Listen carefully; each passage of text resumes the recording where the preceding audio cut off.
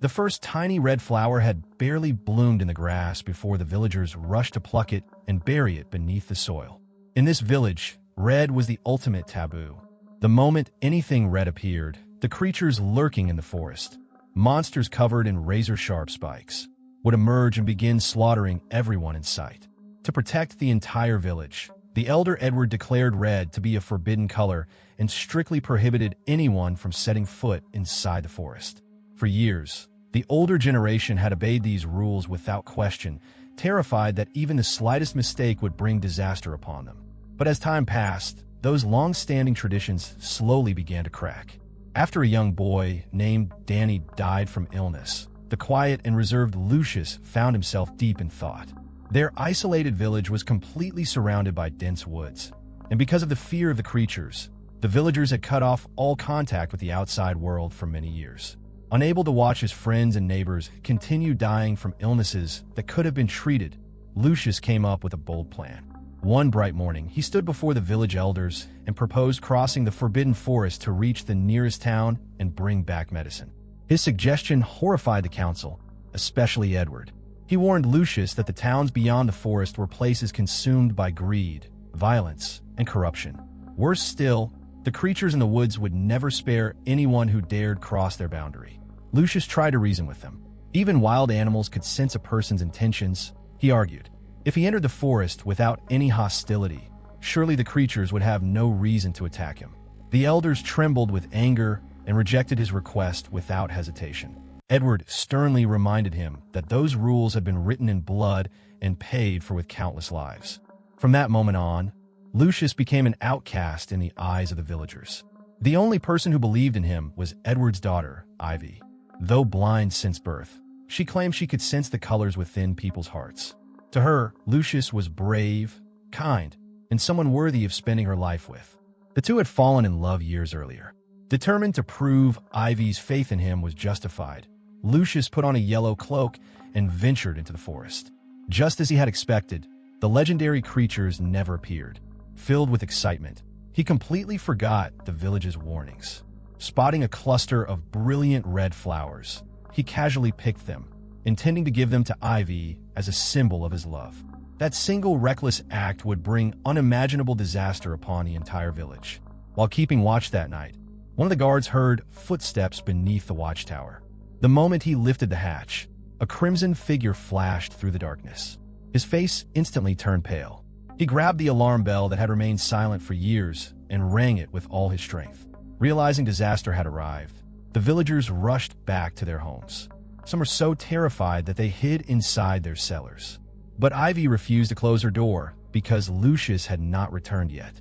Gathering all her courage, she waited outside, completely unaware that the red creature was standing just behind her. Fortunately, Lucius arrived just in time and hurried her down into the cellar. The creature did not leave. As heavy footsteps echoed overhead, every child hiding below trembled in fear. The entire village endured the night in absolute terror. When morning finally came and the creature disappeared, the villagers discovered that every house had been marked with a bloody handprint across its front door. The warning was unmistakable. The creatures had no intention of letting the matter end there. Hoping to calm them, Edward ordered two villagers to leave a large piece of pork at the edge of the forest as an offering.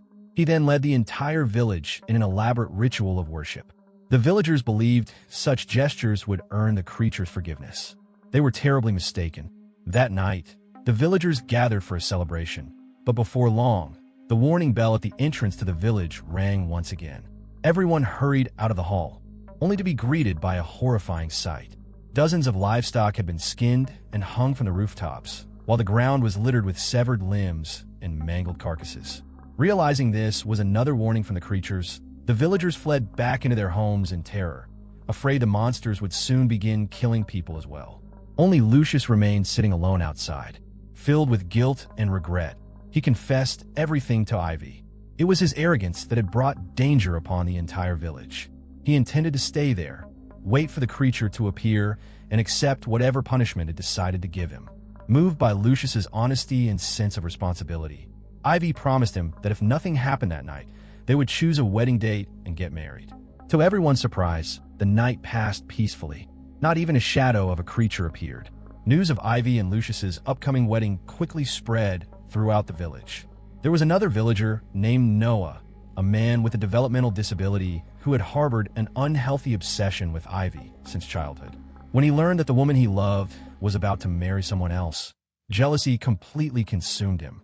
On the day before the wedding, he suddenly stabbed Lucius in the stomach. Lucius collapsed into a pool of blood. When Ivy heard the devastating news, she rushed to his side. Although she couldn't see him, she could feel his life slipping away with every passing second.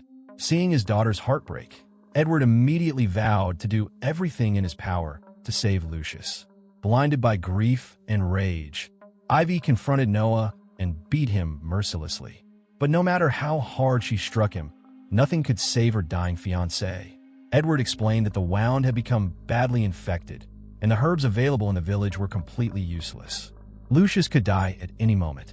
Determined to save the man she loved, the gentle Ivy made a shocking decision. She would cross the forbidden forest and travel to the nearest town to find medicine for Lucius. Standing before her father, she swore that if Lucius died, she would have no reason to keep living. As Edward looked at his desperate daughter, the emotional walls he had built for so many years finally crumbled. He led Ivy to an abandoned cabin and slowly unlocked a rusted iron door. What she learned next shattered everything she had believed for more than 20 years. The legendary creatures had never existed. Every terrifying story had been fabricated by Edward.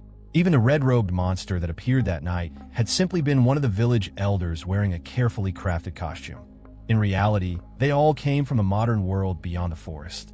Every one of them had suffered unimaginable personal tragedies and had completely lost faith in a society consumed by greed and violence. Together with Edward's family, they had built this isolated village to escape that world forever. The reason they invented the monsters was to prevent the younger generation from ever venturing outside. Although the truth left Ivy stunned, saving Lucius mattered more than anything else. After promising her father again and again that she would never reveal the secret of the creatures, Edward finally told her how to cross the forest safely. He even arranged for 2 armed escorts to accompany her. When the other elders learned that Ivy intended to break the village's greatest taboo and leave through the forest, they rushed over to voice their furious objections. As the village elder, Edward had long mastered the art of persuasion. With tears in his eyes, he described Ivy as an angel willing to sacrifice everything for love and asked the other elders how any of them could possibly have the right to stand in the way of such devotion.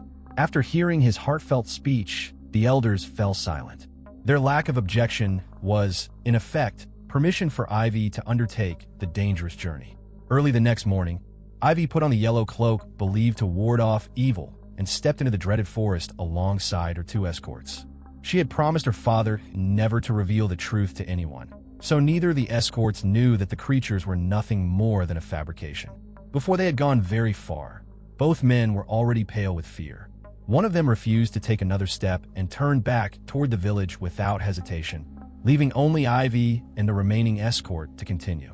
Before long, a heavy rainstorm swept through the forest.